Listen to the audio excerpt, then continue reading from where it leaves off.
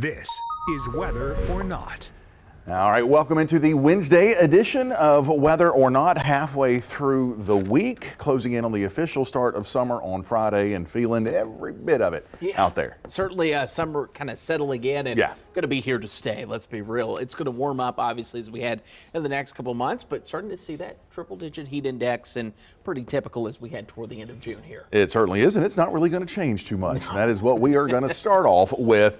Is the heat and the humidity. Yeah, that heat lingers, an opportunity for maybe a storm or two, especially I think late in the day on Thursday, and then perhaps just kind of preheating the oven for the real heat that gets in here next week. Yeah, next week could look impressive too, especially as you move inland. Let's go ahead and talk about what you feel, and you know we love to show it.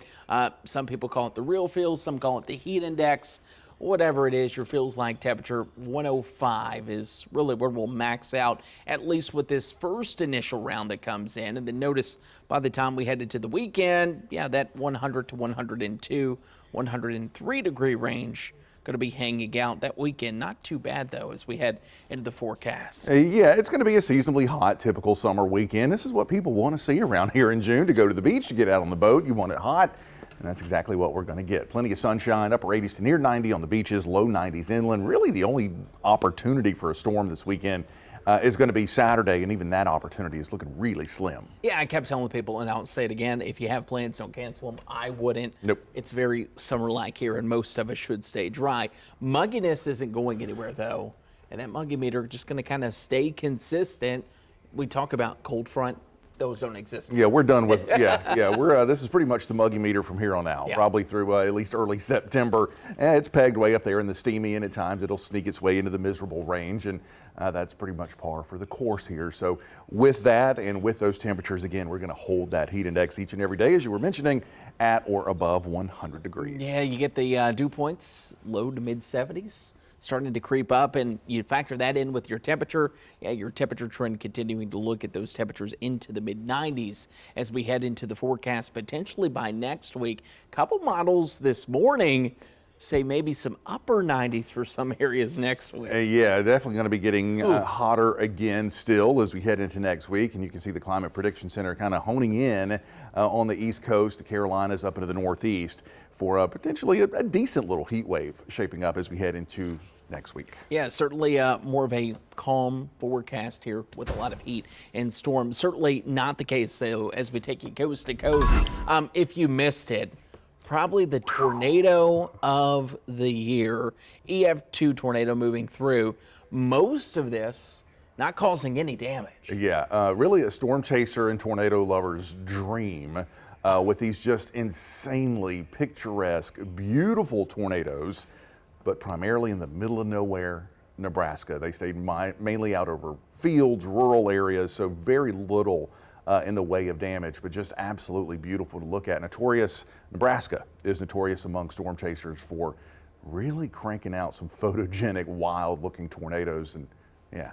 I love how in a couple of these you can see the rainbow off in the distance with the tornado down. Yeah. And just picture perfect if you're a storm chaser or weather lover. Let's take you out to the Midwest as we continue our coast to coast, because they were dealing with severe weather as we went through Wednesday afternoon. That system, though, going to be sliding in and bring again some severe weather as we slide our way into Ohio.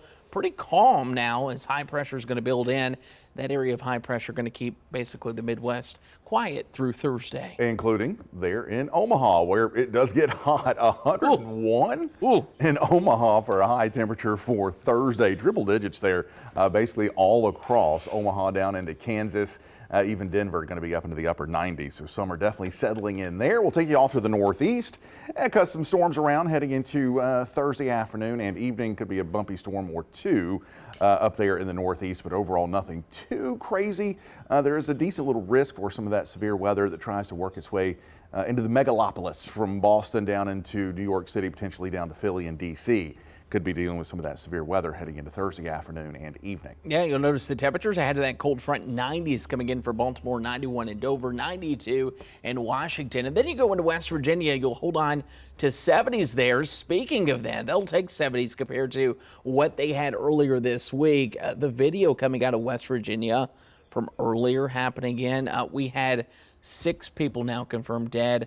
4 to 5 inches of rain in the matter of 30 minutes to an hour. Yeah, and all of that, as you know, it's the wild, wonderful West Virginia. So a lot of mountains, a lot of creeks and valleys. You get, just 1 or 2 localized storms that drop big rainfall, and it just funnels down into all of those creeks and hollers there in West Virginia. And unfortunately, you get scenes like this when you get too much with that really significant severe flash flooding there. Yeah, certainly some quieter weather for them in the coming days. Let's continue our coast to coast to take you down into our territory, the southeast. Yeah, there's that cold front that many people are going to be hoping for. It's not going to make it here to the Carolinas, but it could bring in a couple showers and storms for us. Notice the cluster of storms. It gets going basically across the upstate, slides its way down into the PD, and that line of showers and storms will begin to fizzle its way out, but still some storms, daily pop-up chances all across the southeast tomorrow. Yeah, classic summer around here. You can see those temperatures for tomorrow across the Carolinas into the 90s, upper 80s to near 90 on the beaches. We'll match that from Florida to Mississippi all the way back into Louisiana. Those low to mid 90s, just typical summer hanging on across the deep south. The southwest looking Snooze pretty alert. quiet. Yep, snooze alert here. Pretty typical there, especially from New Mexico into Arizona. This time of the year, not much going on. Some signs of the monsoon trying to get going with maybe a pop-up shower there from Santa Fe down to Albuquerque, but overall, not much. Yeah, certainly quiet and hot. How about 114 in Tucson? We haven't done weather or not in the summer, so I'm interested to see how warm we can get as we go into this. 109 in Las Vegas. You're holding on to the mid to upper 90s across Texas with 99 there in Laredo. We'll take you out to the West Coast where they've been dealing with a little bit more active weather earlier this week. Now it is going to be looking quieter. That area of high pressure providing a lot of sinking air, and notice a couple of clouds coming up there across the northeast. A couple showers develop for the afternoon and evening for mainly those areas down to the south, and temperatures, yeah, depending on where you are, not a bad forecast. Yeah, Intermountain West, awfully warm. How about Salt Lake City checking in at 102? Notice the Seattle area, though, and barely even getting to 70, thanks to the chilly Pacific Ocean there. Yeah, certainly. Let's go ahead and take you to our temperature extremes, and why not bring it back to Death Valley? You knew they were going to come back. 115 degrees there. McKay, Idaho, 29 degrees for your temperature extremes. And speaking of extremes, it's been a little bit of a transitional period. We were in hurricane season. Been quiet for us in the Atlantic. Yeah, the Atlantic remains quiet. However, the Pacific does tend to usually get an earlier start and sometimes a fairly active start. We now have a hurricane there in the Pacific. You're probably going to be hearing some headlines from Hurricane Eric. With a K. With a K and a C. Upgraded to a hurricane earlier today. Category 1 hurricane. It may try to make a run, though, at Category 3 strength. The official forecast getting it to a pretty strong Category 2, making landfall likely southwest of Acapulco, heading into late tonight, early in the day on Thursday. Notice that forecast, Category 2, 110 miles per hour, 111 would make it a Category 3. Yeah, 1 mile per hour away, and we typically say that, that will be possible there. Moving to the northwest, and if you're kind of keeping the tabs in your head, yeah, they're on Eric. They're already on Eric. E. Yeah. Meanwhile, you go out to the Atlantic for your look at the tropics, and I'll be honest with you, not seeing anything, at least for the next week. And if we're really being honest, the next 2 weeks look fairly quiet. It's looking quiet. There might be one window of opportunity in the southwestern Gulf for Mexico, but yeah, I don't think we're going to have anything to worry about, at least for the next week. Of course, our time will come. All right, let's go ahead and take you into today's weather workshop. Summer begins on Friday, and you might hear the term summer solstice, but what does that mean? Meteorologist Matt Bullock has a look in today's weather workshop.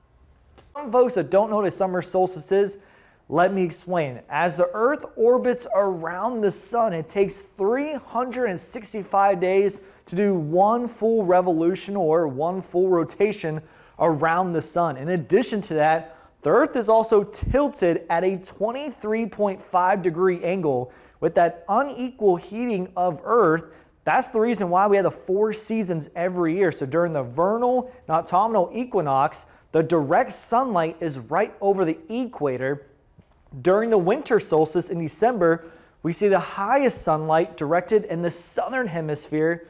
But during the summer solstice, we see the highest angle of the sun, also known as the Tropic of Cancer, during the summer solstice, and this year it is on June 20th at 10:41 p.m. Again, the sun is at the highest point of the sky in the northern hemisphere. Also brings the longest day of the year. We're expecting 14 hours and 23 minutes of daylight, and our sunset times on June 20th is at 8:29 p.m.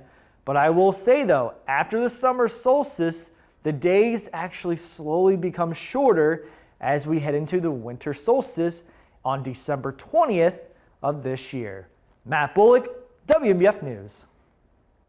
Oh, summer. I look at the summer solstice as one step closer to it being over because we start shortening the days on our way to wintertime. Yeah, I think we're like 76 days till fall. Fall here doesn't mean much, but No, yeah. we're trending in the right direction. We are trending in the right direction. Interestingly enough, though, despite the summer solstice and the longest days of the year coming now, it's actually not until July and about the first half of August that the heat reaches its peak. There's a little bit of a lag there. And that's when he won't see us outside. Nope. I can promise you that. One thing you will see us outside for, it's this. Let's go to our See It, Snap It, Send It, and finally getting some, I guess we haven't really done a weather or not in a while, so Yeah. we have good photos. Just sending this in, we've had an amazing array of shelf clouds. Yeah, all those storms we had last week into the weekend, man, each and every one of them were cranking out a beautiful shelf cloud, some of them pretty ominous looking.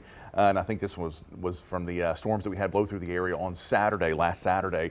Some good looking shelf clouds. Thanks to Jess for sending that one in. What else we got? Yeah, we got one, another stormy one. How about lightning coming in? Samuel, I'm not even going to try to butcher that last name, sending this photo in, and lightning perfectly timed, captured the lightning strike. Another fun fact for lightning, if you're looking for a good way to get photos, don't sit there and just pray you hit it. Take a video. Yeah. You can take a video, your phone does great video quality, and then cut the video or screenshot it. That's tough. Or you can do the burst. Oh, yeah. Have and you done just the hold. burst? Yeah.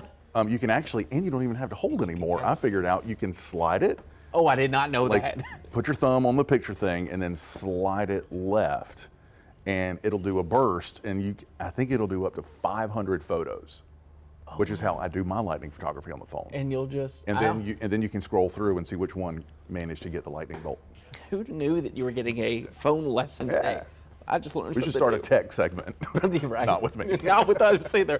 For any of those photos, or if you want to try it out and send it to us, all you have to do is scan this QR code. It takes you to our First Alert weather app. See it, snap it, send it. We'll show it one day here on Weather or Not. Feels good to be back in the saddle. It does. Good luck to Coastal Carolina. I know we recorded this early, but hopefully Sean's up. Yep. Love the teal, and we will see you tomorrow on a brand new episode. Yeah, lots more stuff coming up tomorrow. Have a good one.